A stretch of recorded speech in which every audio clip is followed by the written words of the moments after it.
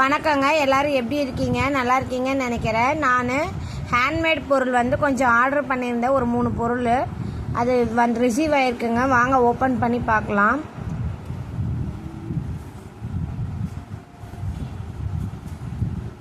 இப்போ இங்கே பாருங்கள், இந்த கூடையும் இந்த பேஸ்கெட்டும் ஆர்டர் பண்ணியிருந்தேன்.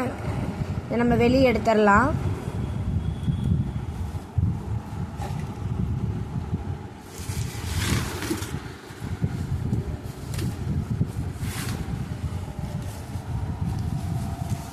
இங்கே பாருங்கள், இந்த பேஸ்கெட் அழகாக இருக்கா? இது எல்லாமே ஹேண்ட்மேட் ப்ராடக்ட். இது பிளாஸ்டிக் எதுவும் கிடையாது. இயற்கையாக ஈச்ச மரம், பனைமரம் இந்த மாதிரி அதோட ஓலையை வச்சு நம்ம பின்னி கொடுப்பாங்க. நம்ம ஆர்டர் பண்ணதுக்கப்புறம் தான் நம்மளுக்கு ஒர்க்கே ஸ்டார்ட் பண்ணுவாங்க. நம்ம அமௌண்ட்டெல்லாம் பே பண்ணதுக்கப்புறம்.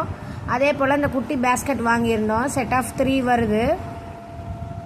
இது பாருங்கள், 2 கலர் காம்பினேஷனில் பண்ண சொல்லியிருந்தோம். நல்லா இருக்கு இல்லைங்களா? இந்த ஹேண்ட்மேட் பொருளாக விலை கொஞ்சம் கூட தான் இருந்தாலும் இது எந்த கெமிக்கல் எதுவுமே போட மாட்டாங்க. இது நல்லாவும் தாங்கும். அதுக்காக தான் நாங்கள் வாங்கியிருக்கோம்.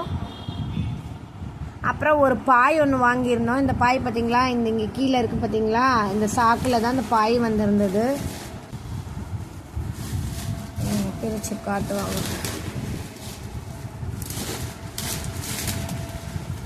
சாக்கை நவுத்திடுங்க. இது ஈச்சம்பாய் அப்படின்னு சொல்கிறாங்க.